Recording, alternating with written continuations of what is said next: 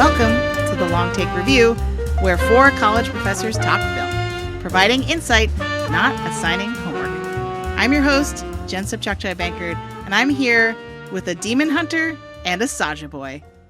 We'll start with the latter first because he is a returning guest. He's the only one who'll love your sins. It's Hasib Hussain. Welcome back to the show, Hasib. How's it going? Every snowflake is special, but one snowflake is probably the best. How you doing, Jen? How's it going? I'm doing great. I had a feeling that might be your quote because that was in your most recent Letterboxd review. What a bar. What a bar. It's really great. And then they just sneak it in there. Yeah. But we're getting ahead of ourselves. I am so happy to introduce our next co-host for today. She won our Oscar pool last year. She's the reason Hasib started listening to this podcast. She's gonna be golden. It's Anne Vanderhelm. Welcome to the show, Anne. I got 23 notebooks full of demon insults ready to go. I am so pleased that I finally get to make my debut on the Long Take for this movie. I am so ready to do this. Yeah, when Hasib was sort of nudging me to be like, hey, is there going to be a K-pop Demon Hunters episode? I immediately thought of you and I was like, this is great because we get to have you on for something that you're perfect to talk about. And we get to have this weird mutual friend reunion because we met Hasib because of you. You and I were friends. For listeners, I probably should be explaining. Anne and I are friends through the company that she and my husband a long time ago used to work at, and she is also friends with Hasib. I actually don't know if I know the backstory of that. Oh, do you want to do the honors, or you want me to? You want to get into the lore? As the rookie, you can do the honors. So we're gonna go deep into the lore archives. Hasib and I met on a hip hop forum board, like a real forum, a message board, not Reddit, like an actual message board. Why am I not surprised? Hasn't been updated since 2004, and so we were in. He was mostly in the sports. Actually, I would say part of the forum, and I was in the movie section as well, movie and TV that's right. stuff. No, you're right. You were in the movie and TV stuff. And I remember was it called Google Profiles then? Remember how Google tried to do their own Facebook? Google Circles. That's what it was. Google Circles. Oh, I forgot about that. Yeah. Womp womp. That failed miserably. Yeah, it failed miserably. I got a bunch of invites for it because they still weren't letting just anyone sign up. You still had to do the word of mouth thing. Mm. And so I posted on the forum, hey, I have a bunch of invites for this. Whoever messages me, you can get one. And and Bees reached out and said, hey, can I have one of those invites? And I said, yeah. And then that was literally it. And then we've been friends since. Amazing. I love it. That was it. Well, thank you for gifting the Long Take Review the gift of Hasib, because he has been an amazing listener, very engaged, and now occasional co-host, which we love too. So listeners, if you haven't already figured it out, we are reviewing K-pop Demon Hunters today. Look, I'm not gonna cast aspersions on our regular co-hosts, but let me just say none of them are here, and I'm very disappointed. Boo! They all have excuses, sort of, but they didn't want to show up for this movie. So I'm so glad the two of you are here. For listeners that aren't aware, this is an animated film made by Sony Pictures Animation. That's the studio that brought us the Spider-Verse films. That's probably the easiest way to kind of jog your memory of who they are. But it dropped on Netflix a couple weeks ago, and it's broken all kinds of records, particularly with the music, because there's a lot of pop music in this movie, unsurprisingly. The song Golden is #1 on Spotify's daily top songs global chart. Your Idol is #4 on the same one, I believe. And then #2 on the US only version of the chart. And I mean, there's a lot of other accolades. I think there's a Billboard record. Oh yeah, Your Idol is the highest charting K-pop boy band in US Spotify history with the #2 spot. And that bests BTS's Dynamite, which hit #3 in 2020. So it's kind of a weird thing where all this news is coming out where the fictional bands or musical groups that are in this movie are actually besting real life musical groups. I'm sure we'll get into it as we get further into the discussion. But if you are listening to us for the first time, we will have a spoiler-free section designed for those who have not yet seen K-pop Demon Hunters, and then with a very clear alert we will shift into spoiler mode for the rest of the show. Hasib, if listeners think we're refreshing like a soda pop after listening to this episode, what can they do? They can listen to the Long Take Review on Spotify, Apple Podcasts, or wherever you get your podcasts. Well done. Thank you. Was that really good? I've never done that before. I was like, Yeah, I was not. I know. I felt bad. Loud. Usually PT has to do it, and then Yeah. Greg has to do it if PT's not there. So you're next in the line of succession, I guess. But thank you. That was Hey, good. no worries. So we're here. The discussion is here. Let's start with the short take. What did everyone think about K-pop Demon Hunters? And we'll start with you. So I am the representative of the Korean delegation for this episode. To disclosures to the audience, I am half Korean, which obviously makes me very qualified to represent an entire culture. And all of the complications that come with the Korean identity. And so I much like the Huntrix, I also carry the duty and obligation to represent my peoples.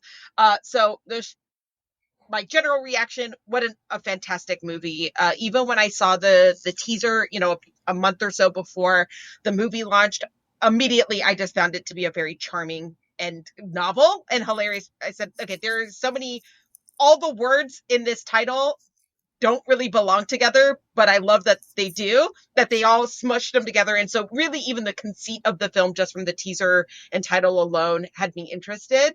Even though I believed that I was going to go into it enjoying it, I came out of it so impressed, like actually gobsmacked by the level of care and the fact that they managed to make assemble so many aspects into one 90-minute film. I also have a side rant about let's make movies 90 minutes again, because Here. I can't be doing these marathon movies anymore. And so the fact that it was a tight 90 minutes and they accomplished so much in that time, and the level of care and attention was just really, really astonishing to me in terms of just like how effective they were as storytellers, as movie makers.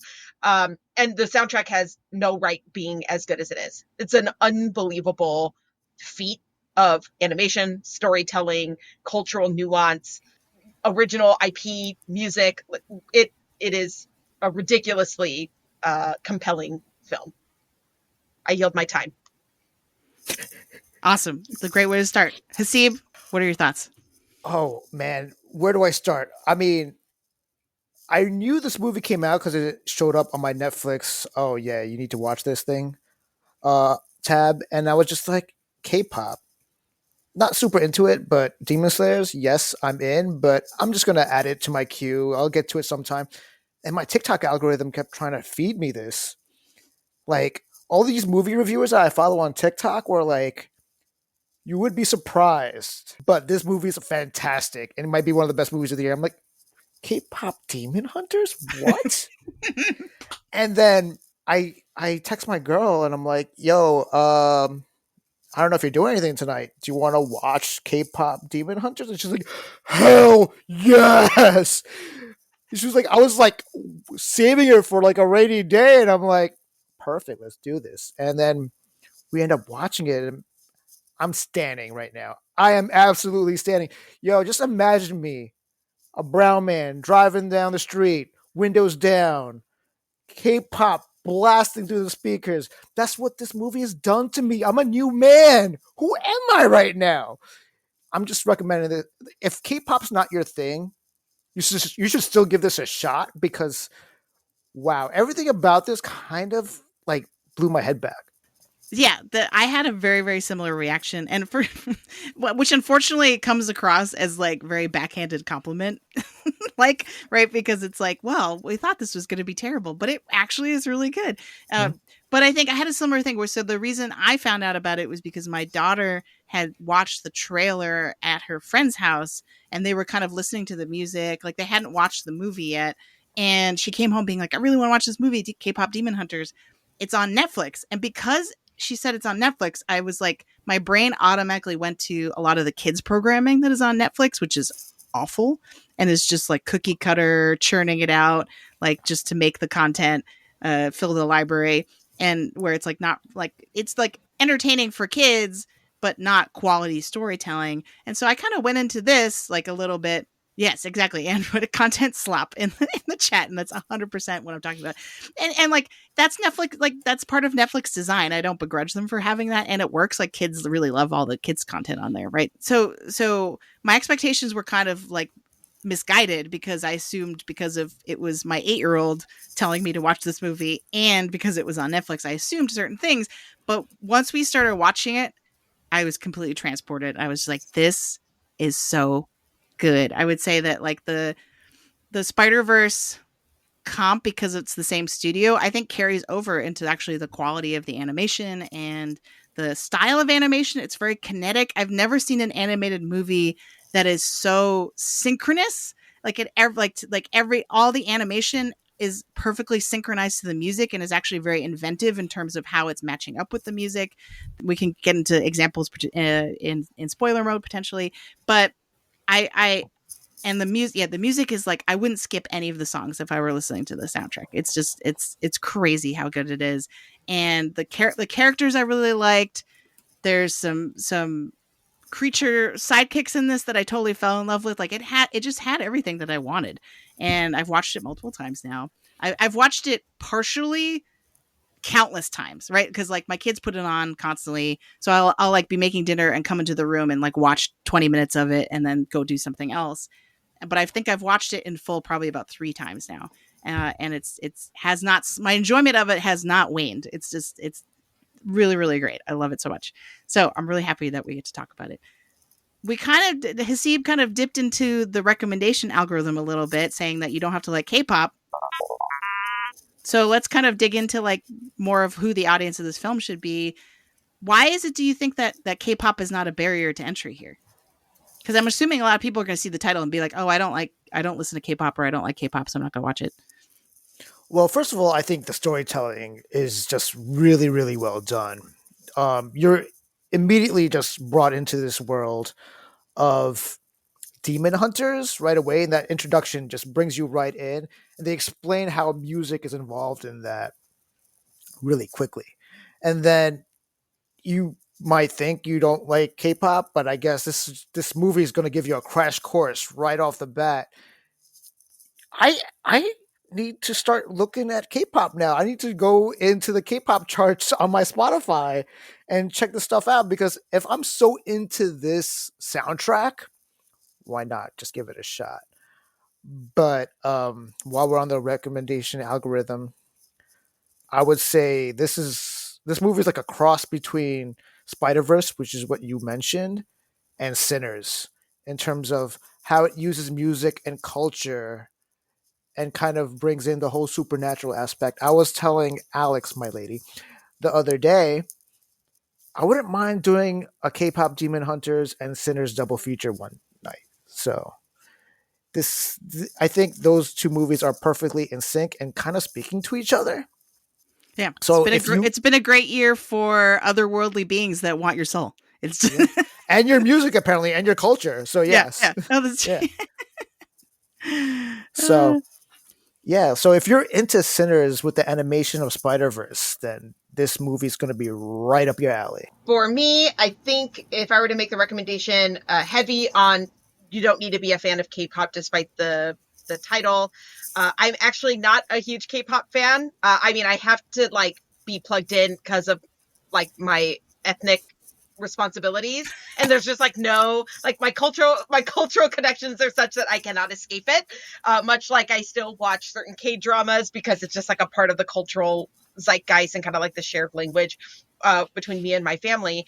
But it's really for anyone who enjoys popular music or modern interpretations of musicals. If you're into musicals, and especially things that have really inventive reimaginings of what a musical, if you're a Hamilton fan, I believe you would like K-pop Demon Hunters, right? Like there's really if you enjoy just inventive musicals, I really think K-pop Demon Hunters is something that could be very appealing.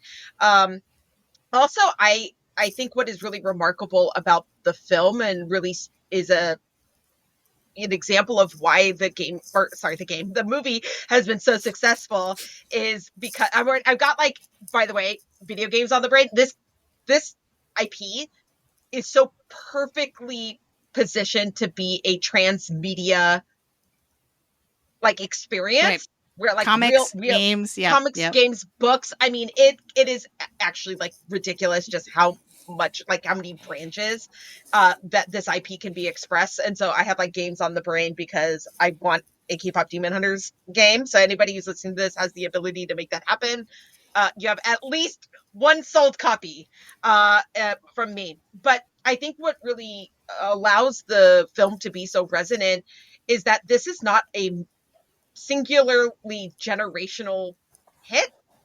This is going to the old Gen X all the way to Gen Alpha is so into this movie. Like, it is actually, like, a unifying piece of art that is really, really amazing, that I think it just shows, like, all those people aren't K-pop fans. So it's showing that it's really tapping into something that I think that has been missing. And I think, honestly, a lot of it's joy. Like, I think that there's just so much content out there that it feels like it has to have this very kind of plotting or sort of heavy, like bleak. Yeah. bleak, that it feels bleak and that it feels kind of like hopeless. And there is something about K-pop Demon Hunters that there is by the way, I, like, cried through the whole movie. Part of it is just, like, cultural representation being handled in such a, like, earnest and authentic and sensitive way. And also, like, that true, like, magical girl power of friendship vibe, where I'm just, like, I had flashbacks of every episode of Sailor Moon ever. And right, like, you just have these moments where they feel very nostalgic and very comforting and very familiar, but in a landscape or an environment that is so uniquely its own. And so, I mean, it's really hard to find many faults, to be honest. And I think that is why it's done so well, because it is a story that resonates with so many. The chosen family component as well, right? That, like, the people you surround yourself with is the choice you get to make, and it's also up to you to, like, make the most out of those relationships. I'm trying not to get into spoiler territory at all, but the power of friendship vibes are very, very strong. And so if anybody loves friendship, this movie's for you. I can corroborate the cross-generational appeal because it is the first movie in a very, very long time where it kind of brought my whole family to the couch in equal measure. So I would say if you're a parent with kids, that this is both kid appropriate and will appeal. It's kind of like the old school model of animated movies where it's like that it appeals to both, right? Like, it has enough in there to appeal to kids, but there's a deeper story that if you're an adult watching it with your kids, then you're going to get a lot out of it as well. So I think I've actually talked to a bunch of parents who are like, oh, when I recommend it, they're like, oh, that movie's not like an adult anime. Because they're just like jumping to conclusions when they see the thumbnail. And I'm like, no. It's great for kids. It's got great music. And there's like, the choreography is great. It's really fun. It's really funny and kind of goofy. So I think that's the thing that people are, if you're listening to this and you're like, oh, I'm not sure if I want to watch this. That's the thing you're probably sleeping on, is that it has this like really broad appeal that just based on the title and kind of based on the images that Netflix might pop up on your menu, you might not assume that you're part of the audience. Are there the other comps that I can think of are Turning Red, because there's definitely like a coming of age sort of like teenage girl thread in the story that feels very authentic and is like handled really well in terms of like it's both acknowledging kind of like that girls think boys are cute, you know what I mean? But at the same time, it's not like demeaning them for that. And it's like, and they eat snacks and they like, I mean, like they get angry, they are fierce, you know? So it really is like, and I would also say for the nostalgia factor, like it reminded me a lot of Buffy the Vampire Slayer. Oh, hell yeah. Because of the supernatural elements. So I would say that those are kind of two touchstones that I would add into the mix in terms of like, if you like those things, you're probably going to like this. Also a popular anime right now called Demon Slayer. Yeah. I haven't seen that yet. Oh, it's the animation in that movie, in that show, and the movies are fantastic. They're like mind blowing. Yeah, I constantly mix up the name of this movie and call it K-pop Demon Slayer by accident because of that. So yeah. The Buffy call out is a really wise one too, because there's also the female empowerment. And I hate using those words together actually, because it just sounds so like, but it really is. There's a high level of agency, right? The Huntrix are a group of women that feel an immense sense of duty to what they represent, to one another, to the safety, right, of their fans, right, of their country. And so when you have sort of that analog where there is such a high level of empowerment and agency that these characters have, there really is just sort of that layer that I think also is what makes it, notches it into feeling a little bit more mature and adult, and why it is more palatable, because it's not just like a princess. It doesn't feel like a Disney princess movie. It feels like something that has a lot more weight and pomp Though and I would say that circumstance. there's a lot of Frozen in this. Oh, for sure. Yes. Yes. Especially in with one character. One character is basically Elsa, but a pop star. So, yeah. Yeah, just to jump on that Buffy the Vampire Slayer connection. I mean, and this might be entering into spoiler territory a little bit, but just the legacy of generations upon generations of hunters, I thought was like, oh yeah, that's kind of Buffy the Vampire S too, because they talk about that lineage in that TV show as well. So yeah. Agatha All Along, you just reminded me of, is actually a Yeah, direct comp. Because they have there's one episode of Agatha All Along in particular that has a side story of like a multi-generational musical artist trying to fight back evil. So the reverse recommendation is, if you've seen K-pop Demon Hunters, do you like it? Like that's a good show to check out too. One more actually. Although I feel like the audiences for this are probably concentric circles, so maybe not that helpful. Avatar: The Last Airbender. Oh yeah. I think if you are a Last Airbender fan, that this would be so up your alley, just from like the fantasy heavy East Asian representation elements, lore, the complications of being, there's like that there is still kind of a coming of age component, right? Because these are still young women and kind of early in their time and of serving as a demon hunter. And so, they're definitely, maybe I guess Korra is maybe a closer comp, but I do think that universe in general, like that Avatar universe, is, if you're into that, then I think K-pop Demon Hunters is probably a really good fit. Nice. This is the most obscure recommendation I've ever made during this show, but there's a comic by Image Comics called The Wicked and the Divine. It's so good. Such a banger. And that's basically the story, right? Like it's the same premise of so it's more with mythological gods and figures from different mythologies, that they are pop stars, but the concept of like they gain more power with the more fans that they have, right? I think it's very similar to this. So, all right. It sounds like we're ready for spoiler mode. So I'm going to say, if you are listening and you have not seen K-pop Demon Hunters, it's on Netflix. You have no excuse.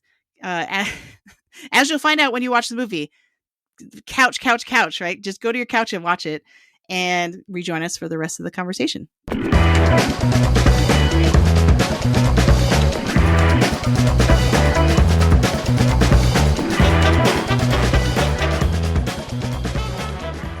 All right, I haven't actually done this in a while, but sometimes when we come into spoiler mode, I like to go for the jugular with the most spoilery spoiler. And so I'm going to ask you two, what happened to Genu? Is he actually dead? Is he going to return if they make another one of these movies? So if I were the filmmaker or like the creative team behind this, I would not give into the fan service or the fan demands, because I think that is the cheapest, easiest thing you could do as a storyteller. And I think you actually take away a lot of the tension of what made his sacrifice so important by just bringing him back. With that said, I do think there's an opportunity of bringing him back. I put that in major quotes, in the form of a prequel, side stories, short films about his backstory, right? We learn about that he grew up in incredibly impoverished and difficult circumstances and basically paid the ultimate price, right? Sold out his family in order to live comfortably, except in the cosmic universe's cruelty ended up just being racked with guilt for eternity. And so kind of digging into that story, I think that is a way to bring back Jinwoo, is his actual like time as a demon, right? The film established that he'd been around for 400 years or so. So I think there's a lot of literally centuries worth of rooting around to see where they could tell that story. I genuinely personally hope they do not bring him back to be reunited with Rumi. I think that would be just such a cheap device. And I think actually, like I said, would just actually ruin and cheapen his the impact of his sacrifice in the film. I agree with that. Films do that too often. But Hasib, what do you think? Yeah, I agree with Anne. They shouldn't bring him back, but there's a common theme in comics and cartoons that I'm so used to, and it's the fact that the dead don't die. So, especially if people love the dead person that died, so I think eventually they'll come back. I mean, especially in this situation, the guy's already dead, right? He's a demon, right? Is he really just going to disappear? I think they'll find a way to bring him back. I hope they don't. I agree that it kind of cheapens his sacrifice, like Anne said. Well, the shipping is strong, I feel like. And because of that, there's going to be a lot of fans calling for his return or being like, he lives. But yeah. So Jen is already aware of this gripe because I spoiled it for her when we got lunch the other day. The shipping is hard, like going hard. Everyone's like, they should have kissed. They should have done it on screen. I said, absolutely not. They shouldn't have done it. It was actually so much better that they didn't. My primary gripe, and this is and probably the flaw of the film in my mind, I really hate this enduring fantasy trope of the ancient immortal man pursuing a young woman who's often usually 19, 20 years old, and they're literally hundreds of years old, but it's okay because they're like a young guy. You know what I mean? A 400-year-old man, stuck in a 20-something-year-old's body, and that's what makes it palatable and acceptable. It really gives me the ick. I don't like it. I don't like that that's such an enduring fantasy trope. That's probably my biggest criticism. I hate that they leaned into that, but its saving grace there is that they at least didn't make the kiss happen on screen, because I do think that allows there to be a little bit more of a soul love versus a physical love. And so I at least appreciate that there was some restraint there on the filmmaker's part, but I get it. I mean, I've seen so many reaction videos of people weeping because of the what's their ship name, Reginu, or I don't remember. There's a ship name. Oh, yeah, because it's in the movie. It's in the movie. There's a fan that at the autograph signing that says like "Your secret's safe with me," and then like shows a T-shirt that says like Reginu or something like that. Yeah, yeah, okay. That's right. I'm kind of glad they didn't kiss, only because like this movie feels a little queer coded to me. The whole aspect of the main character, what's her name again? Rumi.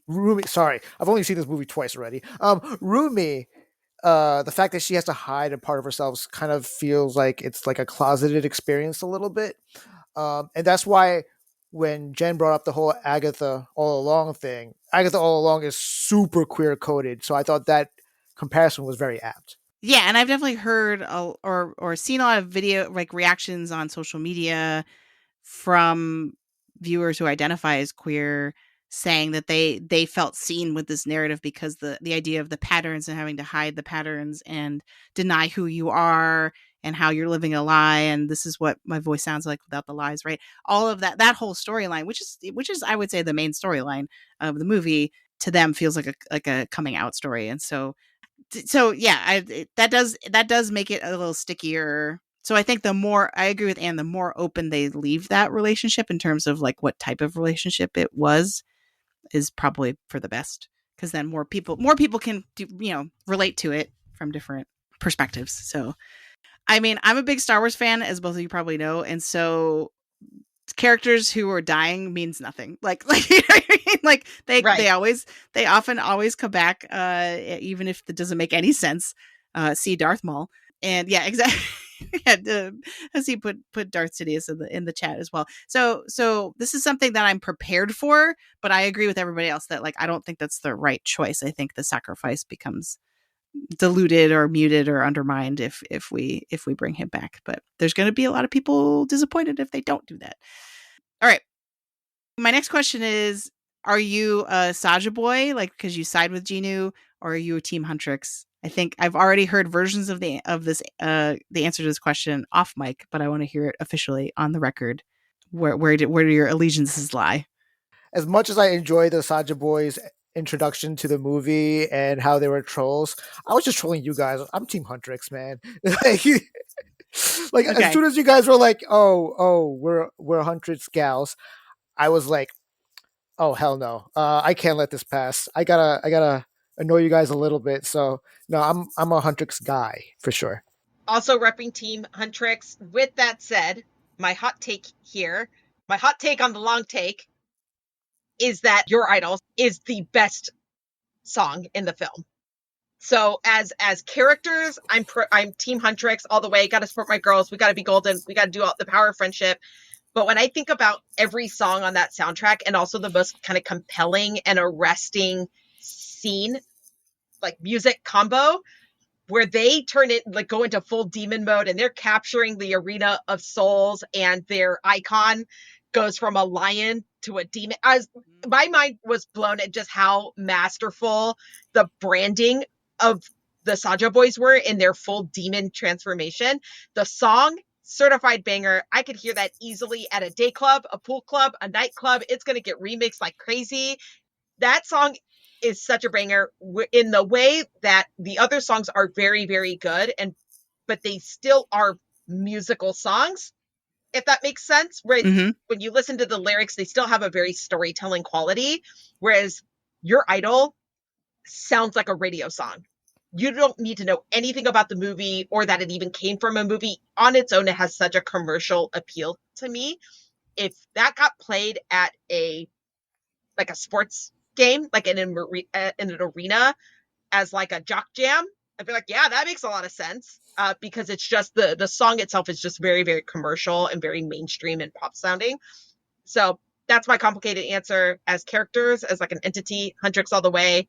Your Idol is just a ridiculously good song. To add to the lyrics double as like just a radio song, but also tell part of the story. Part of the reason I like Your Idol is because it is so gothic and creepy, but at the same time, it's so believable as just a pop song where like the narrator of the lyrics is trying to like seduce the listener. You know what I mean? Like it double, like you said, it doubles so well. But here's the thing: if you go back and listen to Soda Pop more carefully, it actually also does the same thing. Because there's a lot of lyrics that are like, I want to eat you up, I want to drink you up, I want to, you know what I mean? Like there's so much like if you know it's a demon who wants to suck your soul, like the lyrics suddenly have like a different meaning. And which you don't, and I think with that song you don't suspect it because it is the more kind of bubblegum sort of pop song, right? Like it's yeah, and it has the soda thing going on with so it's very distracting. But I think I would say go back and look at the lyrics for Soda Pop, and it has more in common with your Idol than you think. That blows my mind. I did not think about the consuming of your soul, drinking like, you up, drinking you up. Being thirsty has a whole other meaning. Yeah. Oh Jesus. It's perfect. So well done. Yeah, no notes. I personally like the first song the best, How It's Done. Oh, that one's really good. It goes so hard, man. I was bumping that the other day while going to Angry Joe's chicken sandwich shop, and I was like, oh yeah, this is my jam right here.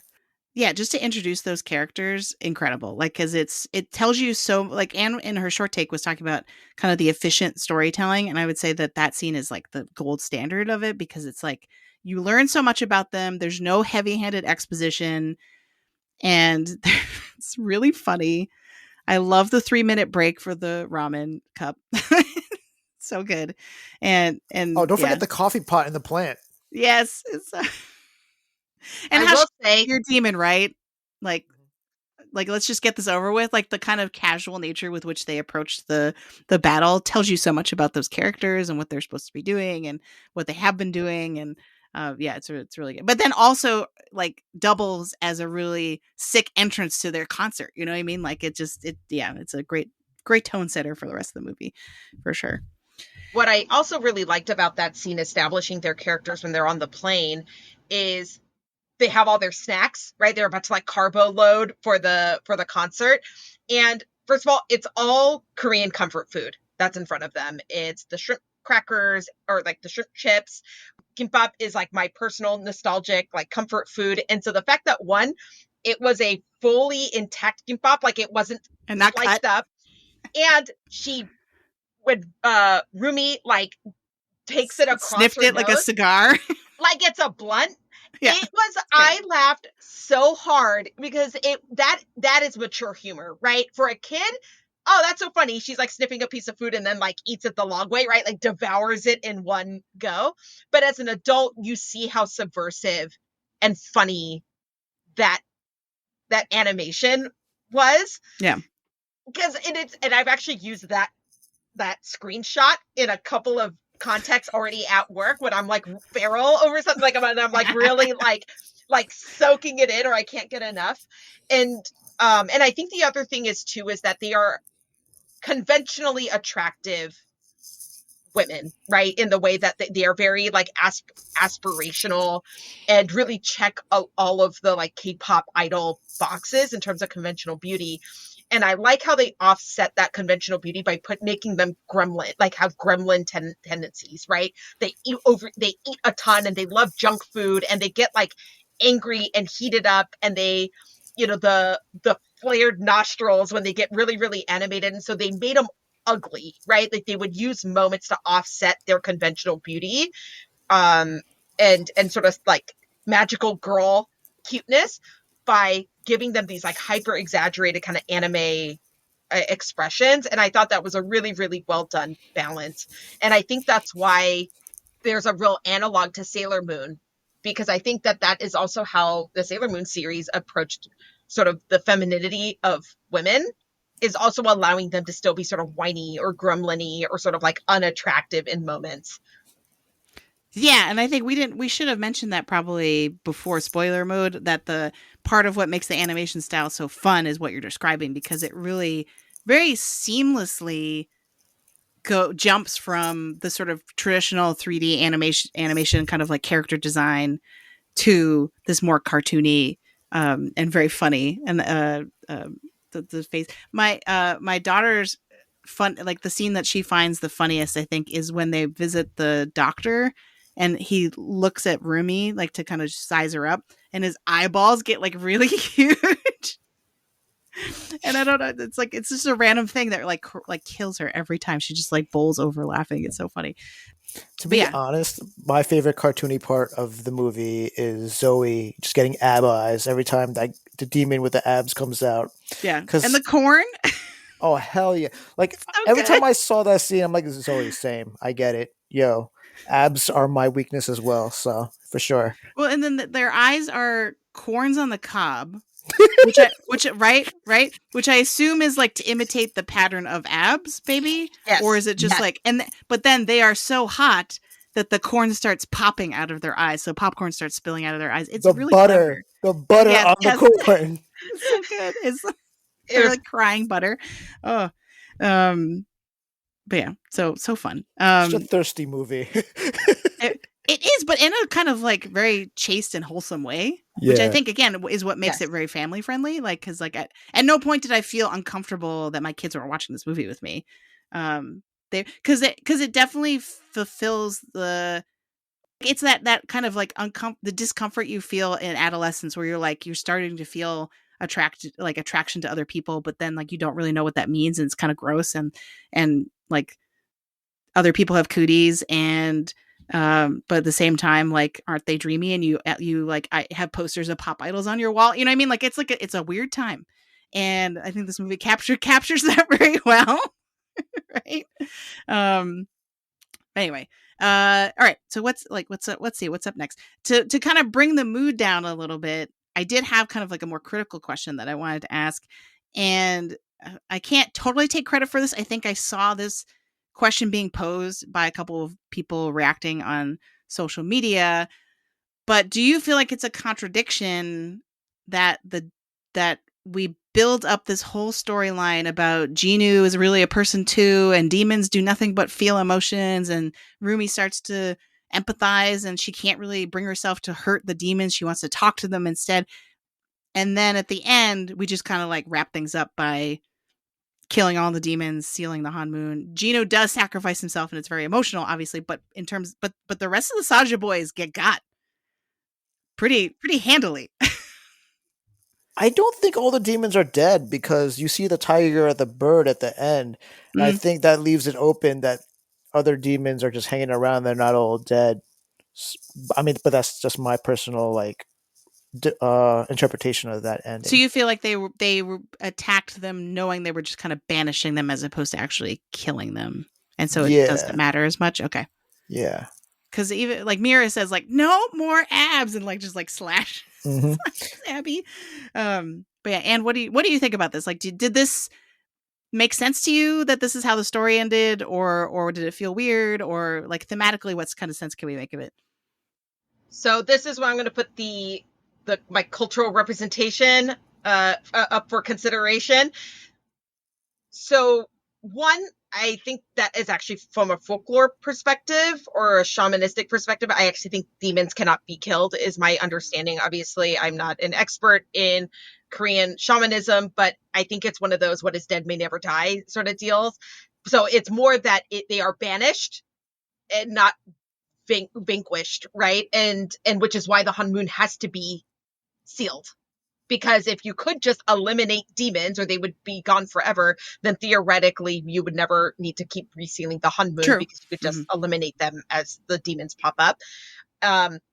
Also, Hanmoon is not like a real folklore concept. It was invented for the movie. Yeah, that is great breaking news. Yeah. Did they? What? Yeah. I've been bamboozled. So Hun is soul. That's like your very essence. And Moon is in Korean is door, so it's your soul door. And so that this idea that like the thing that they're all protecting is the door to our collective souls, right? But that our souls are something that we share together and not on an individual basis, which I think is also a very subversively Korean or East Asian thing, that there is no individual soul protection, that we have a responsibility to protect one another, to protect each other, that like we are a part of a whole. And so I thought this like construct of a Hanmoon was a very clever on the filmmaker's part.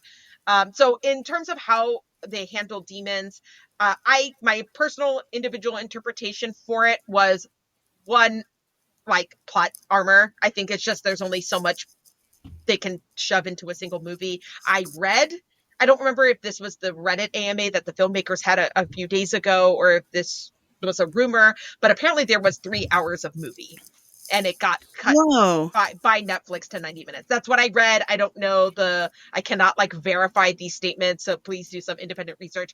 But there was lots of story to tell, and they really went for like the most efficient story possible in those 90 minutes. So it's very, very possible that there was a little bit more consideration around how the demons were handled and kind of bigger story. My interpretation of Genu in particular is that he had been haunted, that he retained his humanity because of the guilt he had suffered, and that it actually prevented him from becoming full demon, like the demons we see in the underworld, right, where they're like fully kind of grotesque. Those are the models of those demons. They did a really, really nice job making analogs to actual Korean demons, to the way that they're represented. You see them in Korean temples, old religious paintings and illustrations. And a very funny reference that they made was when they were at the men's bathhouse, and you know how they had the water demon. So demon in Korean is dokebi, which is sort of the like general term kind of for that type of demon. But the water demon that comes up in the bathhouse is specific to water, which is why they only showed up in the bathhouse and not other places. There's another term for water demon is kind of like kishin, which is sort of your stereotypical like the ring type demon. So those are the long black hair, white robe, always in like near bodies of water. So that's where all of those tropes, sort of demon sort of tropes, come from. And the idea is that these souls are embittered and haunted because they died in water, drowning, something like that, and that's why they continue to kind of haunt those spaces. So they did a really nice job sort of representing the different sort of demon types, I guess, demon subcategories.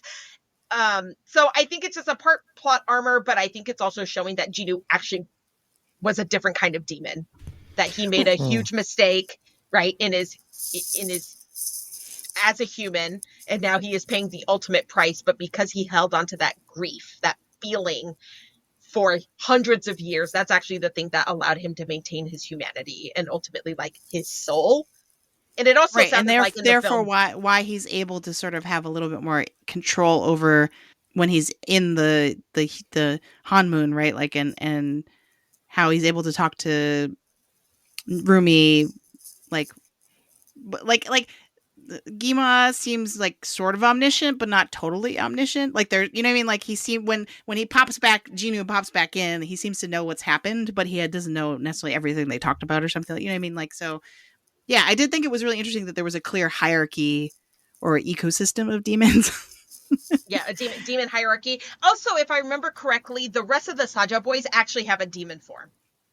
Not just the patterny form, but they actually go back to being like the grotesque. Yeah. Like demons that are in the underworld, whereas Jinu more or less looks like a him. person. Yeah. Yeah. Would there be a difference between someone who became a demon because their soul got sucked up by another demon versus, this is like the vampire zombie question of like, versus one that like made a deal with Gima and like Gino does, you know what I mean? Like does how you became a demon dictate what type of demon you are? Probably. I mean, you make a really good point, right? Without knowing that the pipeline, the human to demon pipeline of this universe, that would be sound as well, right? That there's a difference of like you made a deal with the devil versus you being sort of soul snatched, right? By a demon to feed the monsters, so to speak. I know the long tape isn't in the business of speculating, but may I speculate? Sure, please. My theory is that, so, we learned that Jinu's version of the story he told Rumi was obviously false, and we learned later that he actually sold his family out and did this really despicable thing, all for his own personal comfort. And he said, I like basically left them to die. Like they suffered and it's all my fault. And this is why he's going to have an eternity of guilt. But was that actually the deal? You know what I mean? Like, was that the price he had to pay to actually ensure that they would be okay? So now he's living in eternity, believing that he sold his family out, that they were even worse off without him. But he's actually now living he's now living with the ultimate, or has to suffer the ultimate price, which is an eternity of guilt and suffering. But was that the deal that needed to be made? Because we actually don't know what happened with them. They could have actually ended up being like, okay, I'm going to put that in quotes. But I just wonder, like, that could be a really compelling or interesting story for them to get into as well. Hasib, you have the floor. In one of the first few scenes of the movie, you don't know it at the time, but you see Jinu's family actually get saved by the demon hunters. Well, has that been confirmed? I don't think it's been confirmed. Okay. So Not I might be wrong here. Look the same. Hasib. Whoa. Okay. No, he is also an Asian man, so we're allowed to. We're all Asians on this podcast. We are representing. This is the least white that the Long Take Review has ever been. Just so you know. So power to the people. Yes. Okay, dear viewer, we are allowed to engage in this way. We have the pass to trade these friendly barbs. To be fair, though, I'm not that type of Asian, though. Hey, Asian's Asian. Okay. South Asian is still Asian. I got my Asian card here. Okay. In the club, we all fam. Okay. Oh, yes, we are. Wow.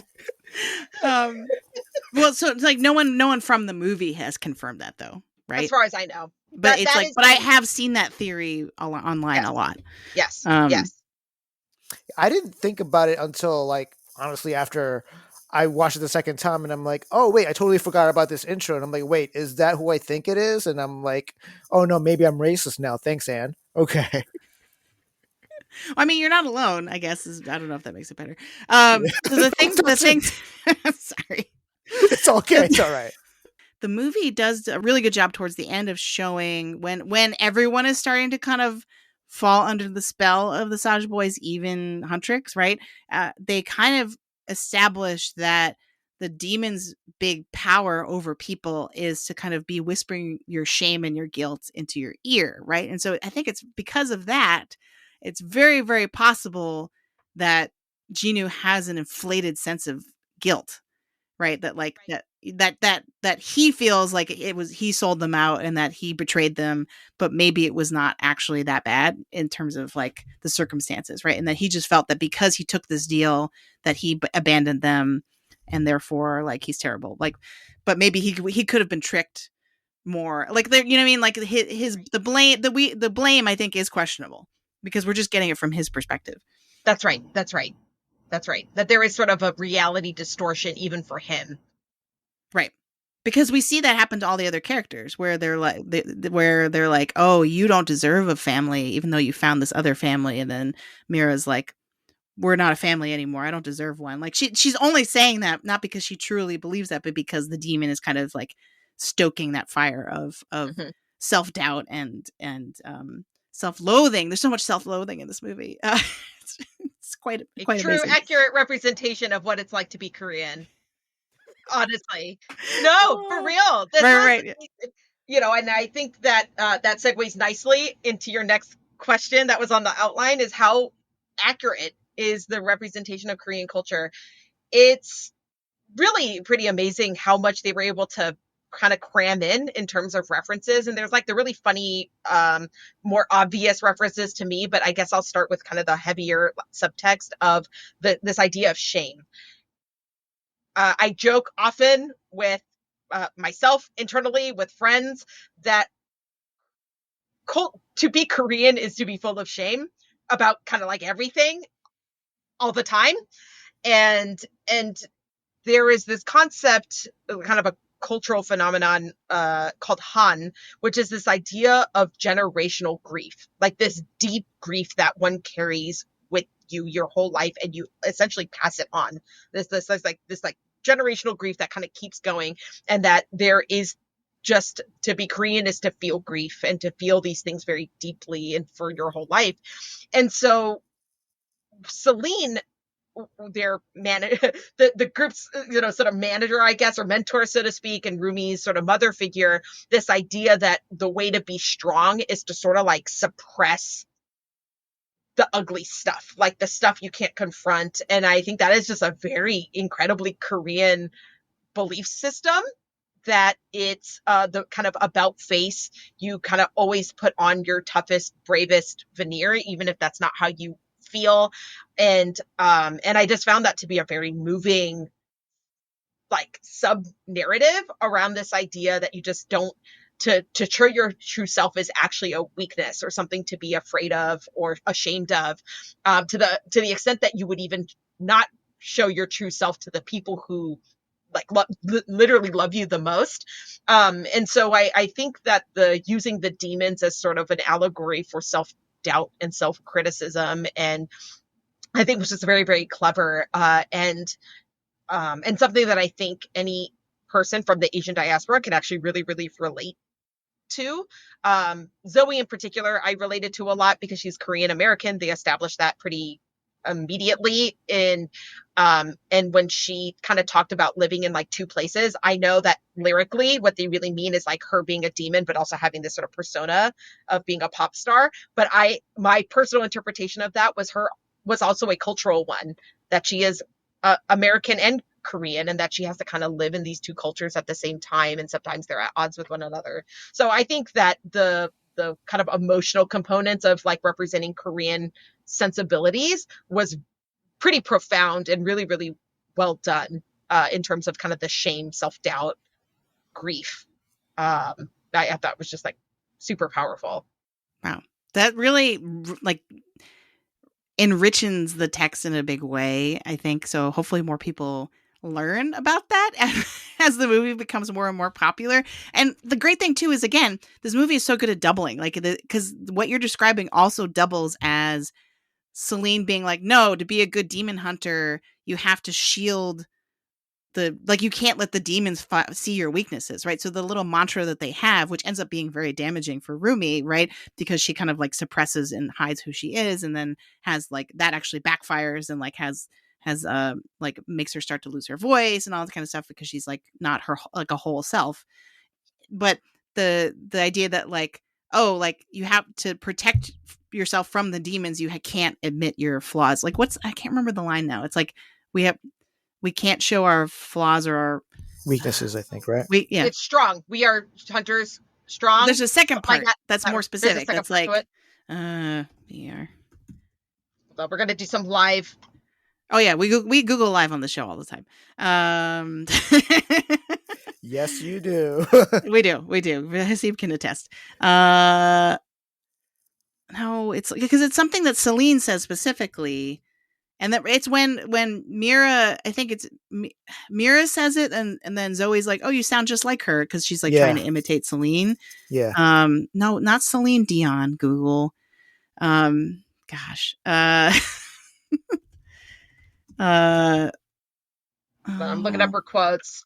I know it's hard when you don't actually know enough keywords. Oh, I got it. We are hunters. Voice is strong. Your faults and fears must never be seen. There we go. Yeah. So it's like you don't let the demons find out what they can leverage against you, kind of, right? So it really works as like a fantasy lore rule too, which I think from a genre perspective is really clever, that it has a cultural tie-in, like or originates from a cultural kind of context. Yeah, like a reference point. No, that's absolutely true. Is this idea that one must always have a brave face, and also that not even just exposing kind of your true self or the complexities of your humanness or personhood, but that also it's a burden to others. Right? Like I have to fix it myself. Like I can't be a burden on other people. And all those girls actually kind of exist in that way, right? That they have this very specific role to play, and that's to be stronger. Like I must appear strong because that's the only way I can support like this other person. Right, I have to be strong for other people that I care about or whatever, right? Yes, that's right. And so it actually is rooted still in, I think, quite a well-intentioned place, but it just shows that kind of left unchecked that this is a very kind of toxic strength mentality, and that the movie does really well to sort of upend, right, in the kind of final song, which by the way, like reduces every 100% of the time, because it is just such an anthem of like radical self acceptance and like loving yourself as much as you love others, and it's just like perfection, chef's kiss. Yeah, and it's so clever from a plot perspective too, right? Because in their life as pop stars plot line, right, they can't quite get the song right for the idol contest or whatever, right? Because they're like, well, this takedown song, it seems too mean, it's not quite us, and like it's not going to bring all our fans together, can't even bring us together, right? And so to have the kind of musical catharsis of the movie be this song where they're actually genuinely harmonizing, potentially for the first time ever, like in an emotional sense, and that's because there are no more lies, right? Like that because Rumi has shared all of herself, not just part of herself, with them, and then they can be kind of whole. So this is beautiful. It's beautiful. I do cry a lot. Do you want to hear some of the more nerdy, like yes. overtly Korean drop the knowledge? Give us all the tea. Mm-hmm. All right, so the backdrop, or like the key art, I suppose, of Golden is a very famous, culturally important painting called Il Obongdo. It is sitting in Gyeongbokgung Palace.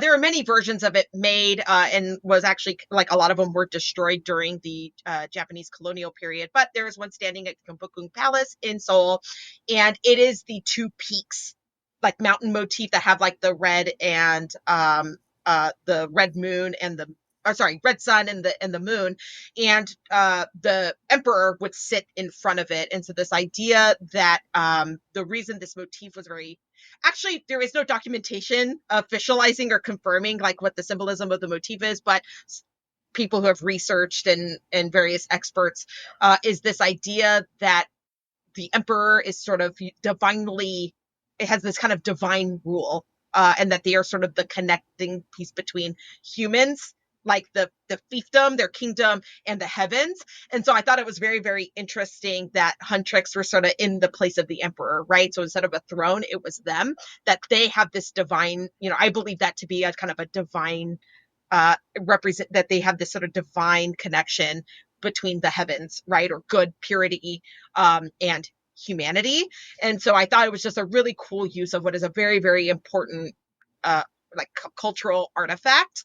It's one of those like cultural artifact number 1,500, right, in like the full like catalog of all the important artifacts in Korea.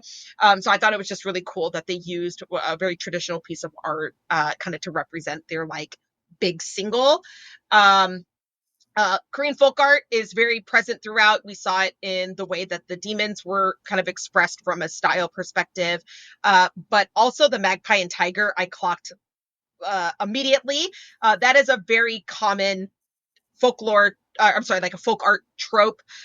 So Korean folk art, the like name of it, it's called minhwa, which is kind of like sort of translated to be unattributed art. So these are often unsigned art. Like these were just sort of made by artists throughout the centuries, but there's no like famous artists in minhwa. There or really are just like made by people, regular people. And so the thing about minhwa, because it was kind of a commoner art style, like anyone can make it, they can kind of look a little derpy. And so if I may recommend you guys to look it up, look up minhwa, which is MINHWA paintings. I'm so sorry you don't get to experience it for yourself, viewer, but I just told you how to Google it. Just look at those image results and tell me these are not some derpy looking tigers. Oh, that first one in particular. Oh. Oh. And so when people are kind of like, this doesn't make any sense, like if you don't know anything about Korean folk art, but then you see this and you're like, oh no, they nailed it. They nailed it in the movie with the kind of the derpy eyes, kind of the mischievous face, but there's something very sort of unassuming and sort of they're just very humorous.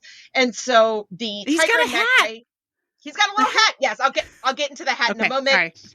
So the magpie and tiger is so the actual magpie tiger motif for that kind of like symbolism is called the chakwodo, and it basically in Korean culture, tigers are believed to ward off evil spirits, and magpies are seen as harbingers of good news. So when they portray both of those things, it's obviously a very auspicious pairing of symbolism. I'm going to rip this off from an article I pulled from online, but it says Jakodo paintings often portray a tiger with a comical or awkward expression, contrasted by the sharp and confident magpies. These paintings were traditionally displayed in homes to bring good luck and protection. So, it's a very auspicious thing. And what I think was really interesting, and it's one of those, if you know, you know, is the fact that those were Jinu's spirit animals, I guess, so to speak, right? Like these were like his buddies, which automatically means he's different from the demons. Because these are auspicious figures. They're not, and also they're not actually seen as spirit. So they definitely did like the Disneyification of the animal sidekick for this movie. So them being the sidekicks is not really like rooted in a real. So in folklore. Korean folklore, the tiger and the bird would not be in the demon world at all. Like they've just been appropriated for the movie in that context. That's right. That's exactly right. But by using it in that context, one, they can sell like a gazillion plushes and like can capitalize on the animal sidekick, like fandom. I've already spent too much money on merch. It's bad. It's really bad. Yes. So they just did the right thing in terms of just like licensing reasons. But my interpretation of them also being the sidekicks is to show that Genu has some humanity, that he is ultimately like a good guy, despite these like very real mistakes he made. And so I think just the use of the magpie and tiger automatically put him in like a different category, that he was not a villain actually in the truest sense, because he would not have had these animal sidekicks who are actually representations of prosperity and to actually they literally exist to ward off evil spirits. So anyway, they nailed it with the sidekicks. And then the little hat. So the smoking tiger is a very common kind of folklore piece of like folk art. They're very it's like a wizened tiger thing. They kind of dress up in traditional Korean clothing and they smoke a pipe, and they wear that like it's a hat of nobility. And so the joke just of like, I made it for the tiger, but the bird kept stealing it. It's just very, very funny because of course the bird would, but also the hat was perfectly sized for the bird. So does that mean Genu made like an absurdly tiny comically hat? small hat? Maybe. Yeah. Which also good. I love that. But that's the so great. Hats are dope. The painting I'm looking at, the hat looks comically small on the tiger. So I don't know. Maybe it's just culturally accurate. Wait, is it? The one I'm looking at, it's not as small as the one in the movie that's on the bird. It is small. You're right. It's small. It doesn't look like it fits him. It looks too small. It is a little small, but tigers are big. But I would say the magpie's hat is very small. It would have been hilariously too small for the tiger. So I think that the magpie tiger symbolism was the one that jumped out at me immediately, and that's when I realized like, okay, Genu's actually like that was actually like such an easy spoiler. Right. That most people would not have been able to pick up on if they Yeah, but Koreans who know, and a very funny, more modern cultural, I guess, reference they made was the very clear K-drama kind of analog, where Genu and Rumi meet for the first time. They bumped elbows, and the various like slow motion and the bokeh and the bokeh lights, the bokeh effect, and the multiple angles of the same shoulder brush. But what makes that scene extra funny is the song that's playing in the background is a real K-drama song called Love Maybe. It's on the soundtrack as well, from a K-drama show from not that long ago. I think it was like 2021 or 2022, called Business Proposal, in which Genu's voice actor An Hyo-sup was in. Wow. So it's like that's a reference.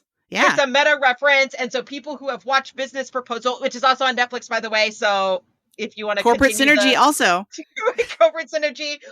So I clocked it immediately. I actually did not watch Business Proposal, but again, I just have a cultural duty to stay abreast on all things my people are responsible for. And so I thought that was very, very funny that they were basically just used the song of a K-drama he's known for in also a scene where he's actually like such a jerk to her. Not from the Business Proposal, but like the context, right, of that scene is that he's just like, watch yourself, and just completely blows her off. So I thought that they just did that was so funny. He steals one of the pouches. Rude. And he stole the pouch, which also just turned out to be grape juice anyway, or like a Capri Sun that was like completely ineffective.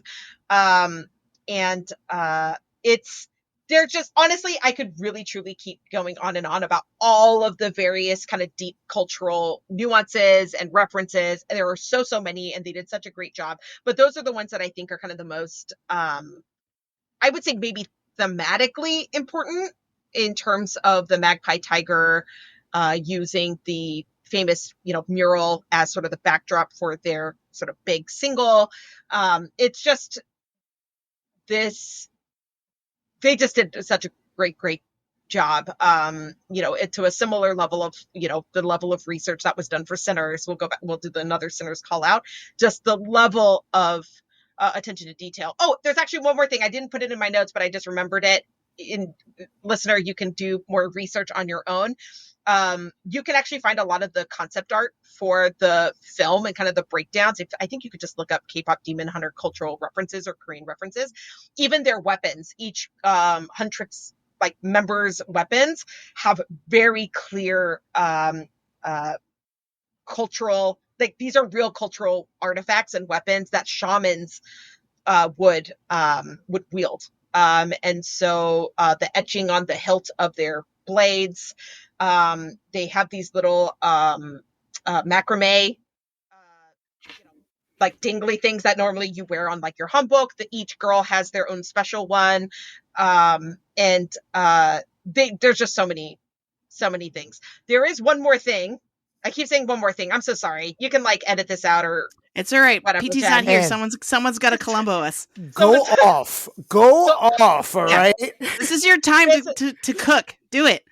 Thank you so much. I feel like Matthew Dellavedova and you're like LeBron James right now. I'm just supporting you, okay? I'm holding my girl up right now, okay? I'm so pleased that like my meager basketball knowledge, but I knew it. I knew this reference. So I'm so pleased that I could keep up with the reference.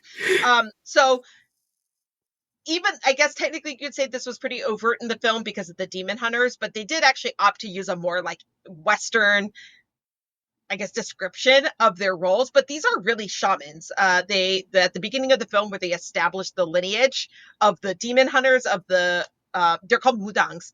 And so they are always women and it is generationally passed down. So you can't just like become a mudang or like become a demon hunter, so to speak. It is one that is like generationally passed down, that it is an actual gift that one receives as a part of their like genealogy. And so so they really did a lot of very clever stuff. Even the outfits, like their wardrobe at the beginning, when you kind of see them in their like ancient Korean or kind of traditional Korean clothing, those are mudang, like traditional mudang clothing, attire, even down to like the beads that are connected to their hat. The weapons that they use are shamanic weapons. I mean, like truly, they must have worked with so many cultural consultants because the level of detail is really pretty insane. And I consumed a lot of Sinners content after watching that, and to see the level of detail they went into to make it historically and kind of culturally accurate. It really is that level of almost kind of maniacal attention to detail. That's amazing. Because I feel like, again, to go back to the like, we judge a movie by its thumbnail on Netflix, but I feel like most people who don't have all of that knowledge that you just shared are not gonna know either way, right? Like, and movies like that oftentimes do go in the other direction and just kind of make stuff up and don't have that amount of care and attention to the cultural authenticity. So that's really amazing to hear. And the fact that you could still enjoy the movie not knowing these things too. So that's the thing, right? Is you guys still loved the movies without knowing any of the stuff that I just shared with you. It has, I hope, deepened your appreciation for the film, but ultimately like doesn't change the fact that it's still a great movie. And so it's just one of those things where if you're not actually missing out, so to speak, on not knowing the references, but when you do spot the references, it very satisfying, because you're like, oh, these are filmmakers that really, really cared about the story they were telling and the world, and their world building was really pretty remarkable. And so you can kind of just feel good knowing that these are filmmakers that just genuinely cared. And that's what this attention to detail demonstrated to me was that they just cared so deeply about the world that they were building, which I think makes it so rich to continue to expand on it, because there's so many. This really does seem built for infinite movies, right? You could just go generation by generation, hop around to different time periods, do another movie for another set of demon hunters. That seems like really easy and natural to do. I would even watch a series of shorts just about the derpy tiger and the bird, and like how they met Genu, and like just show me the bird stealing the hat. I would be so happy. That would make me so happy. So yeah, they really can spin this off in a lot of different directions. And because Netflix, I think they definitely have the ability to do that. So that'll be interesting to see. Give me the Bollywood Demon Hunter spinoff. Right. We go global. Like every culture has a demon hunter. Actually, I think that might actually literally be true, right? That every sort of culture has to have the equivalent, yeah. An equivalent of someone who is kind of responsible for warding off evil spirits. One of my favorite trends on TikTok was people using the opening, like that spirit, that really like epic song, where people are taking that sound and then doing their own basically fan art, but saying like, if demon hunters were from my country, like, and like we're seeing like all this representation from, and so the ones I've seen are from were American Indigenous, Filipino, Chinese, Hawaiian. There's been so much, and like amazing art. There's just so much like infinitely talented people on earth. But I think that's such a cool trend where people are seeing this actually not as a moment to like represent even their own like roots and their own cultures and showing like their cultural dress. And so I think there's just something that this is kind of unblocking, like a curiosity, not necessarily about Korean culture, but that it's like an investigation into your own roots as well. And yeah, you could go global. Bollywood Demon Hunter, let's go. And I would watch that. They would make that movie in like 2 weeks. They're such efficient filmmakers and the music would pop off. It would be incredible music. 100%. Yep. Straight That's bangers. A great pitch. Yeah. Netflix, if you're listening. Yeah. The people just want give me money. That's all I want. I just want all your money. That's it. I was going to be like a free subscription, but yeah, I like that you're thinking big. All right. So because we're already kind of talking about it, I do want to ask, what is the next K-pop Demon Hunters thing going to actually be? Like, what is the story? So there are two separate questions. What do you think it will be? Like, what are they going to make if they make another one? And then the other question would be like, what is your wish list? Like, what do you want the backstory of, or what do you want the next K-pop Demon Hunter story to involve?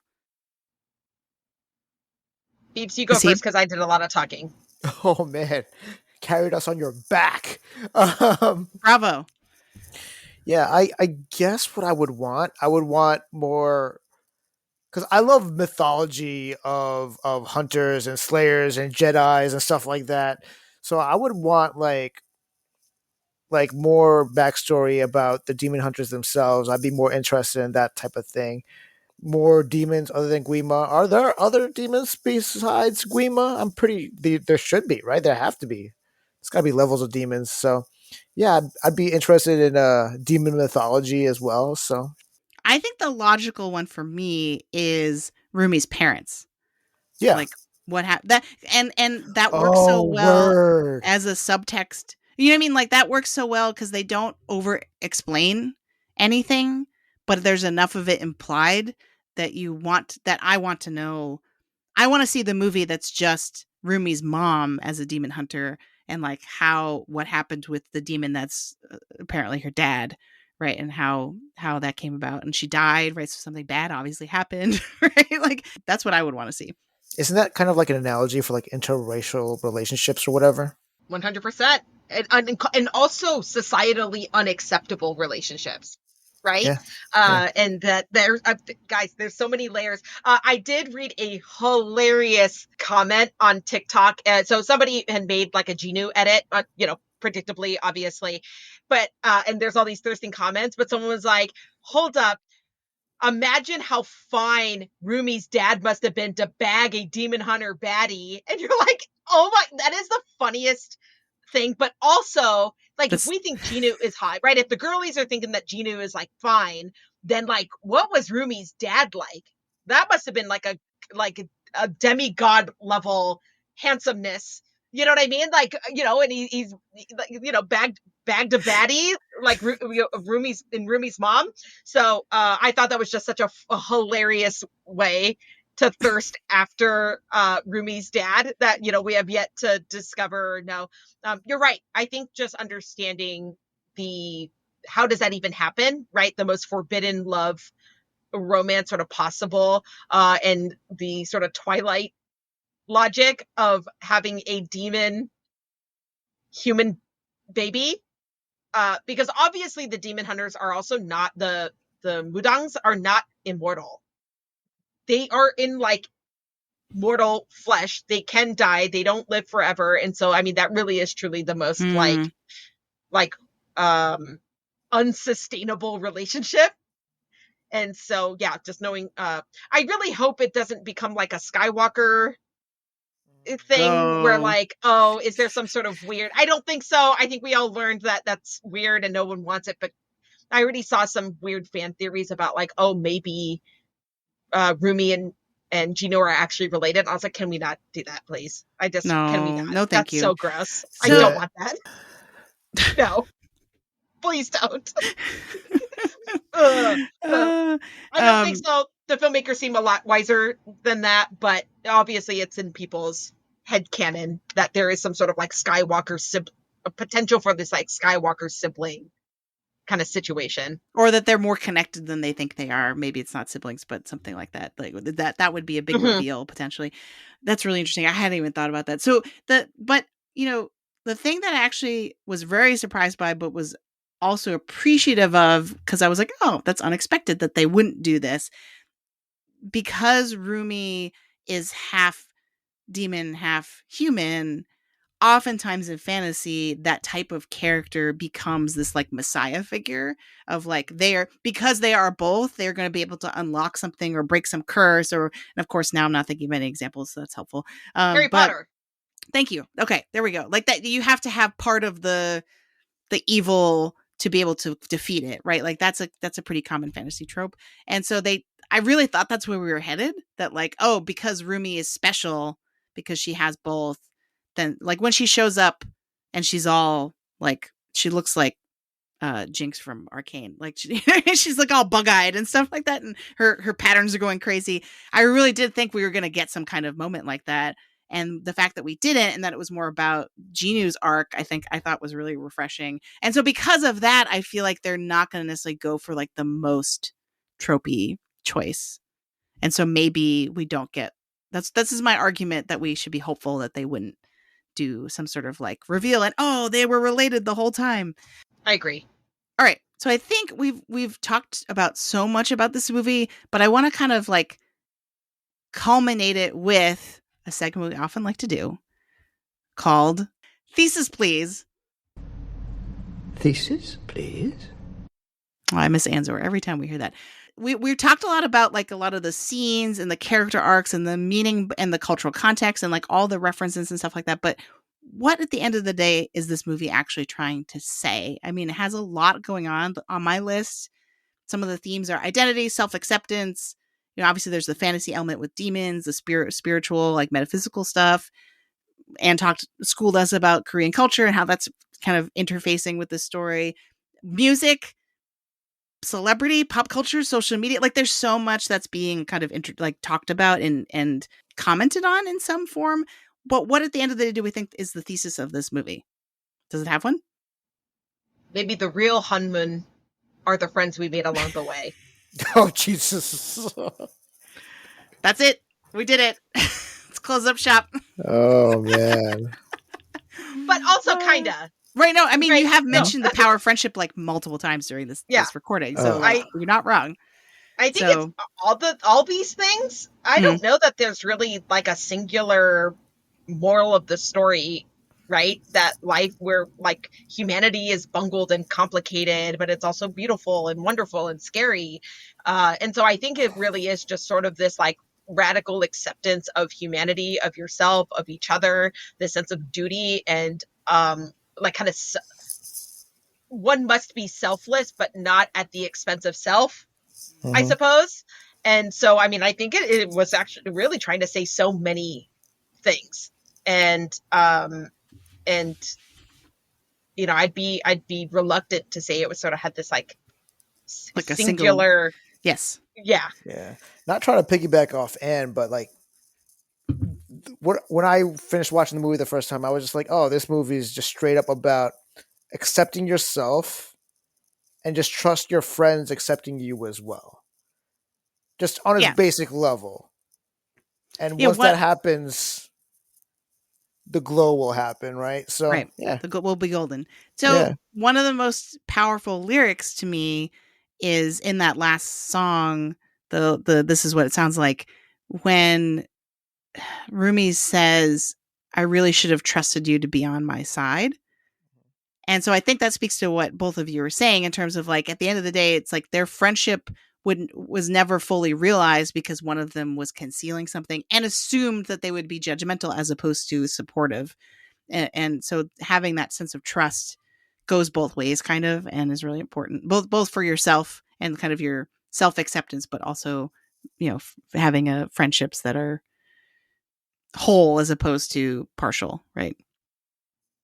You made a really good point just a few minutes ago regarding the messianic trope Mm-hmm. of this. Obviously, Rumi was the special one, and she obviously also saw herself as the special one, not in necessarily in an egotistical, like malignant way, but I think she herself did see as sort of this disproportionately responsible sort of person Right. of in the party, and which did end up creating sort of this like imbalance in the relationship because she became sort of the Beyonce of the group as a result, right? Like kind of was above like everyone else. Right. And so I think that her sort of being humbled, right, kind of stripped away from this kind of martyr mentality actually put their friendship and their dynamic on a level playing field. So and I don't know that the movie was actually trying to make a point of it. And I think it makes sense that there is obviously like kind of a main character because there's just only so much story that you could kind of cram in 90 minutes. So they made the very, I think, intentional choice to make it a Ginu Rumi sort of centered narrative. But I do think that there was a positioning of Rumi being the special one, that there was this martyr complex and that she had to fix it, and that her fixing it was also rooted from her upbringing with Celine, and that there was this like, well, you have to do this. It is your responsibility to do this thing. And she carried this very, very heavy weight. And so her sort of shedding the burden, shedding the weight, and just allowing her to be in a more equitable place with her friends. And that there is sort of you get what you give. Right. There's a give and take that Sort needs of to happen. Yeah. yes. Yeah. Yes. And the screenplay does such a good job of setting up both what the hang up or flaw is of each of the three characters, right? Both, but then also like why they became that way. And because we hear the kind of lore through the fans of like, oh, like Mira's this, the problem child, like, and the lyrics of the songs, right? Like of Golden kind of really very quickly establish, okay, Mira and so it's really beautiful to see that set up initially from like an outsider's perspective of like that's these are their kind of like Spice Girl personalities, right? Like each one is, but then as the story progresses, each one of them has kind of like a moment where they have to like articulate and put out their flaws to the other two, right? Because I'm thinking in particular of Mira has the moment where she's really trying, like she still doesn't totally understand what's going on. She knows something's up, but she doesn't know what. And she's just saying like, look, like she tries to send an olive branch to Rumi by being like, look, I know sometimes I can be really difficult. Here are all the ways in which I am difficult, right? And therefore, like let's acknowledge that and therefore kind of like progress our friendship and sort of be more united. And so I really like the way that kind of progressed. Like it wasn't just their sort of like pop icon personalities, but their actual like internal baggage. I think we have to get to Oscar's watch. Can we just give a special shout out to the one guy every 5 scenes who just rips off a shirt and reveals a Huntrix shirt? Yes. My Yes. favorite bit So in the good. entire movie. Like, how does he and go through so many shirts? it wasn't always a Huntrix shirt. There was one scene where it was a Saja Boy shirt, but Well, he kind yeah, of went back and forth, right? Like he yeah, represented the fleeting public perception or the whim of the public to be like, oh, now we're into the Saja Boys. Oh, never mind, we're back to yeah. Huntrix, right? Like that. I think that was the point of his character. Again, so many things that they quickly show that tell us so much. Really, very, very smart storytelling. I love it. Also, I just want to give a special shout out to Korean bathhouses. The best. The absolute best. Love them Goated. so much. Go every few months. So chill and relaxing. I will say that the bathhouse scene was especially funny because bathhouses are gendered or can be gendered. And so but they were like, ew, the old, because first of all, when you go to a man's, like, I have not been to a men's bathhouse. However, I know that they're always sort of like kind of gross. Like they're not very aesthetic. It's a very like utility, whereas women's spas are very aesthetic, well lit, very flattering lighting. It's very kind of like more luxurious and like truly spa like, instead of it being just like literally a communal bath. Bath. Yeah. So I thought it was just very funny that they presented the men's bathhouse as just this kind of like gross and It's kind of dreary place. dingy. Yeah. It's kind of dingy, and like Yeah. actually that's pretty legit. I go to this one Korean spa near me, right? And the dual gendered spa part of it is really dope and really clean and so fancy and cool looking. And then I'll go to the bathhouse part of it, which is gendered. And I'll go to the male, and I'm like, it's so gross in here. It's disgusting, and it makes me wonder, what does the female one look like? And Alex goes to the one that I go to sometimes, and she's like, it's nice in there. It's very very nice. And I'm like, God Yeah. damn it. It's all the water demons hanging, right. hanging out. They're snatching all the cleaners in that spot, which is why it's not getting clean. There's just, I think it's because bathhouses, I guess maybe for men, is not meant to be sort of your Western or like European style spa experience. It literally is kind of fulfilling a pretty like utilitarian purpose. Whereas when women go to bathhouses, it's really because you're going like with your friends and you want to have a nice, relaxing day. And you want to get your whole body scrubbed anew, to have all the dead skin vigorously rubbed off your body. And so I thought it was very funny that they kept bringing up the spa as like a place that they wanted to commune, but that is a very Korean girl activity, that you want to go with your friends. But it's also very vulnerable, which is why Rumi didn't want to do it, because she would have had to expose, like more of herself, both figuratively and literally. And they were so excited that they finally got to go to the bathhouse. I know. I love that was the ending. They finally got their relaxing time. Yeah. All right. I think it is time for Oscars watch because, as if you're still listening, obviously you know that we're very enthusiastic about this movie. So what are its awards chances?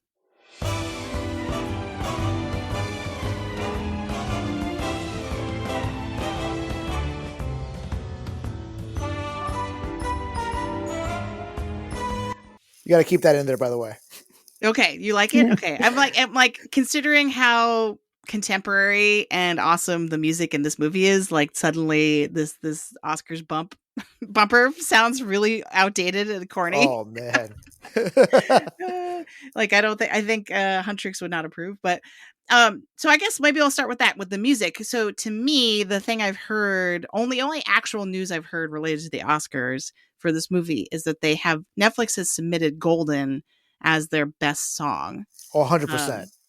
I'm kind of confused as to why we're not submitting more, because in recent history, the movie that has the actual music that can bring it often gets 2 nominations. So I'm like, why are we not just like throwing spaghetti at the wall with this? But Lion King had 3 music song nominations. Oh, amazing. Yeah, see, and Barbie had 2, right? Like, so there's precedent so I don't know why that's the only one, but do you think that's a smart choice? I think putting your weight behind Golden makes sense, but yeah, ¿por qué no los tres? You know what I'm saying? Like, yeah, and I think it is like, it is on the one hand the most thematically relevant for the 3 main characters. It's also the most like upbeat song potentially, that also has kind of like the weighty ballad. Like Oscars love a good kind of anthem and ballad. So I'm also going to wonder like how they're going to do the performance of this song at the Oscars if it gets nominated. That would be amazing. I mean, wait, do you think there would be a problem with that? No, like I'm just wondering like how they pull it off. Will they have the animation in the background, or would it just be a straight up performance? Or Oh, that is a good question, because presumably, because it's animated, we don't know if the musical artists are able to do the dance choreography. Also, like, there's been many times at the Oscars they'll do like a remix of the song to make it a little bit more traditional, I guess, you know. True. Well, so So what I would picture is the singers doing the, like, behind a mic, just singing, and then we have a bunch of dancers that are dressed as, like, we got like 6 roomies, 6 mirrors, 6, you know what I mean, like, and they're dressed as the characters and then are doing the dance. just a bunch of Milli Vanillis. I guess Okay. that's, wouldn't that be? I'm not saying that's what should happen. I'm just No, of course. I'm just saying that's what the Oscars would likely do if they were given the opportunity. But we are Anne, go throwing ahead. shit against the wall. Yeah, there you go. So I'll admit this is where my knowledge super falls short in terms of all the various award categories for the Oscars. But I'm doing like independent research in real time. So there is the Best Original Musical award. Perhaps is it because that's what they want to go for? So functionally, that category doesn't exist. No. Yeah. Oh, anymore? Yeah. Really? Yeah. So now the only one we have, the 2 musical categories are Best Original Score and Best Original Song. Yeah. Best Original Song is typically an end credit song, unless the movie has a lot of music in the movie.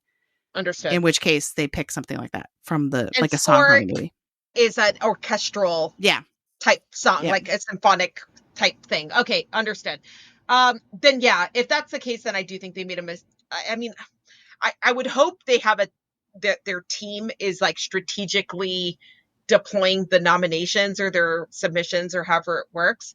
It does seem that with how, because the thing is it is a movie about Rumi and the girls, but Such Boys also have more than one song, right? Mhm. They play a very important, crucial role in the overall story.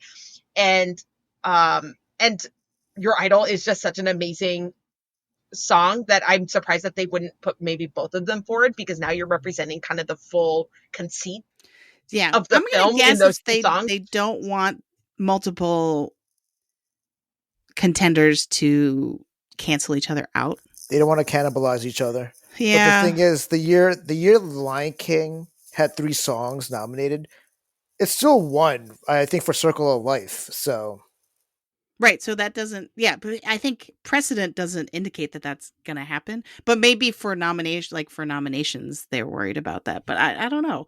and Maybe there's an eligibility problem of some kind that I don't know about for the other songs.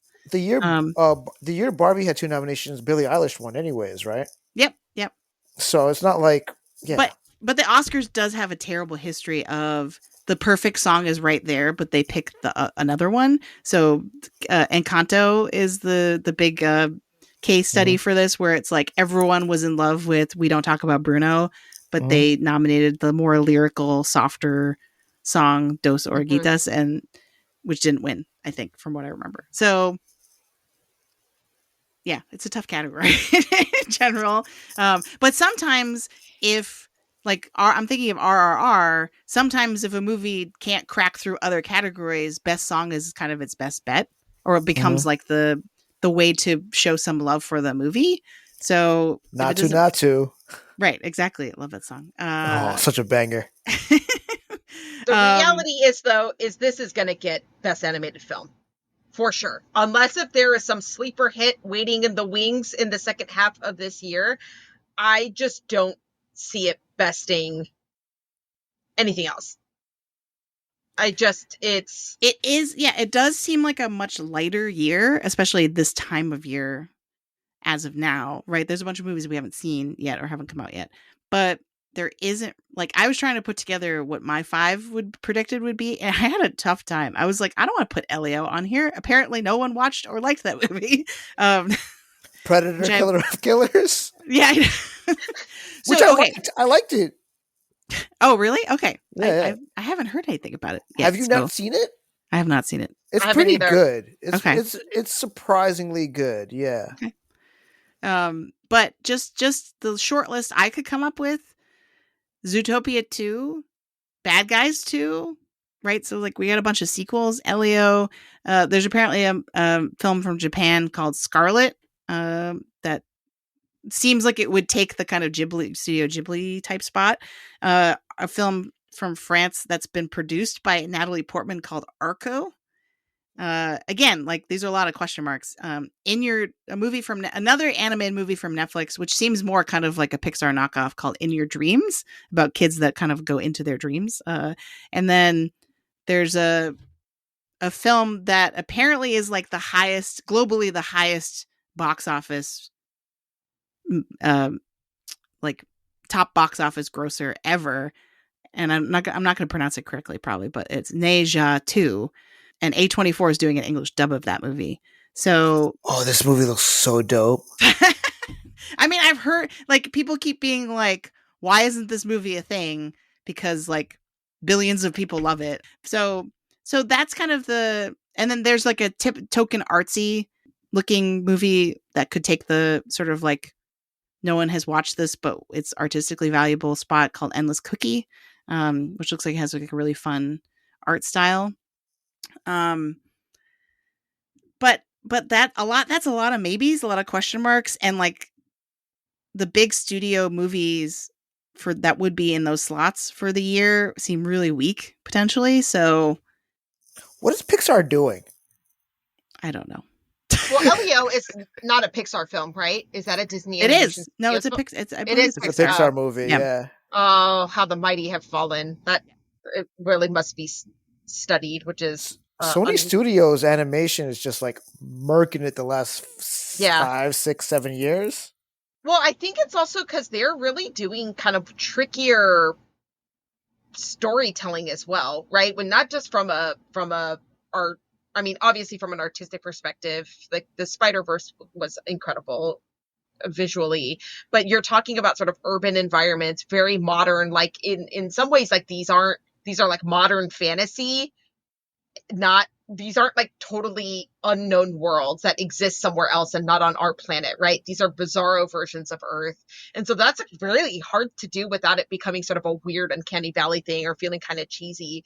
And so, I mean, they're really, really killing it. And also we must point out the hilarity, like the irony of Sony Animation, right? Obviously like a part of a massive Japanese conglomerate making maybe one of the best Korean like diaspora movies is these amazing stories really can kind of come from anywhere as long as you have the right people sort of leading the project. And just how, I mean, you look at even just the credits, and most of those animators aren't Korean, but obviously they did a level of research that allowed them to still to create this world in a very effective way.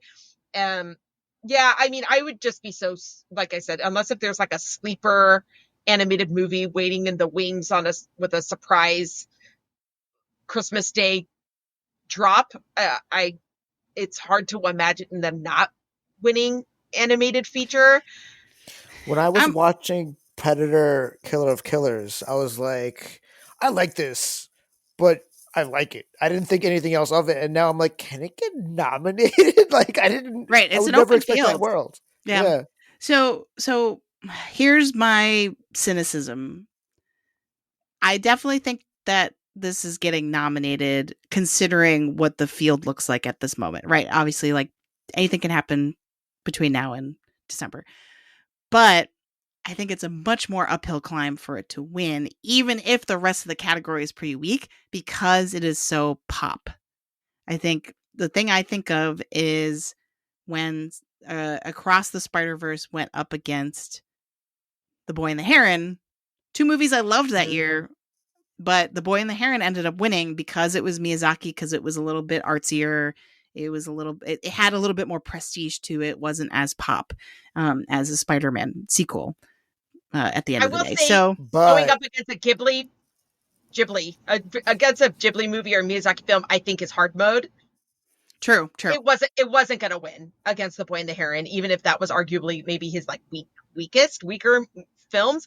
And that's just one of those like Scorsese, right? Like if Scorsese's on the board, so to speak, it's kind of like good. Better luck next year. There's always next year. Not necessarily true, to be honest. Not true now. Not true now. Yeah. But Yeah, no, Hasib would like, agree. yeah, you were like Across the Spider-Verse was up against Miyazaki. It's gonna be, But like I Anne think pretty much yes, said, yeah. I understand the hard mode There's factor, no but I think Miyazaki this year. it is reflective of the Academy's taste. You're right. Even if the You're right. comparison is not clean, May because I? The one good thing here is the fact that the Academy is getting younger and younger every year because they keep adding younger and younger Academy voters. So maybe that is going to help and bump more up. international. So, but this Oh would yeah, fit. This would fit with 100%. that appeal, right? Yeah. Because So- K-pop Also- is a global phenomenon. Yeah. Also, I got to just point out, as part of the delegation, the representative of the Korean delegation, The Korean delegation. Korean Are you going to enter stock, the race draft? We would now like to recognize the representative from the Korean delegation. Korean stock is through the roof right now. That's fair. Like when you look at Korean Oscar winners, we got. Come on, y'all. Bong. Yeah, that's true. We got our boy Bong, but we also had Past Lives. We had Minari, that did quite well. Did they win? Minari Or did was not win. it just nominated? They got nominated though, right? It won. It was a 2020 year though. Didn't it Yeah. win? It didn't win screenplay. Something else won screenplay that year. I think the mom was like nominated for best supporting. The grandmother. Yeah, or it got whatever. a bunch of. Yeah. It got quite a few Yes. nominations for a movie Yes. of its size. It was yeah. nominated for best picture too, I think. But I mean, So It was a at the COVID very year. least, we can get up on the board, right? Yeah. But peoples can get up on the board. But I do think that there have been also enough sort of Korean film wins, clinching the win, that I also think that that's just the stock. The stock is strong. The time to buy is now.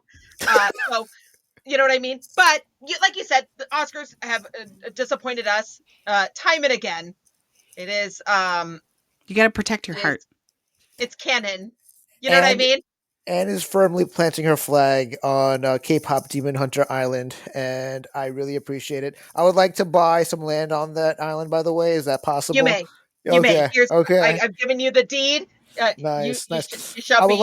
I would like a house on the coast. That'd be awesome. You got it. All right, for sure. Got it. All right, I like your optimism, Anne. And this was so incredibly fun. I'm so glad that we could finally get you on the show, and the knowledge that you brought to it is invaluable. Like I hopefully people actually listen to this episode because there's so much. You drop so much knowledge for us.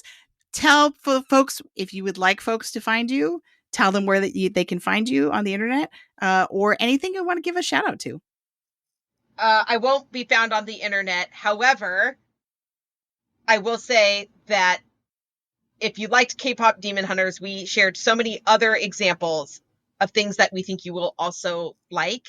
And again, maybe the real Honmun were the friends we made along the way. Aw. Can I give you guys a hug right now? I know. Yes. Why are we virtual? I'm hugging. Because I live on the other coast. That's why. Oh, that's fair. That's fair. Yeah. All right. And Hasib, always great to have you back. Yes. I know you're always there when everyone else abandons me. This is what I've learned now. So thank you. To be fair, you said that I was trying to nudge you, and honestly, I just wanted to hear a K-pop Demon Hunters episode. Well, no, that's what I meant. Like, you were like, "Oh, is there going to be an episode?" And I'm like, "Not unless you do it with me." which might have been a joke, and I was like, "Oh hell yeah, I'll be on this with you, no doubt." And then you brought up Anna, and I'm like, "Oh no, bet I do not want to miss this for the world." I mean, it just seemed like the perfect opportunity to get the three of us together, which I've been wanting to do for a while. So this was awesome. You were. Actually, this was so fortuitous. This movie uniquely brought the minds. This is a true meeting of the minds happening right here. Yeah. Hasib, you completed this triumvirate. Mm-hmm. Where can folks find you if you want them to find you, or anything you want to give a shout out to? People can find me on Letterboxd at Beeb Watches Film. Or if you like memes and you want to go through my Instagram stories, you can find me at Hasib Posts Pictures. Awesome. And you can find me on Instagram, Threads, and Blue Sky at Sobchakchai, SOPCHOCKCHAI. You can find me on Letterboxd at Qui-Gon Jen. And you can also find the show on social media at The Long Take Review, or if you prefer a lower key form of communication, we do have an email, thelongtakereview@gmail.com. And the LTR pod. They're showing you how it's done. Nice. Perfect. That's Yes. perfect. Yeah. You add the I hope you add the at some point in post the Sandra voice like ooh.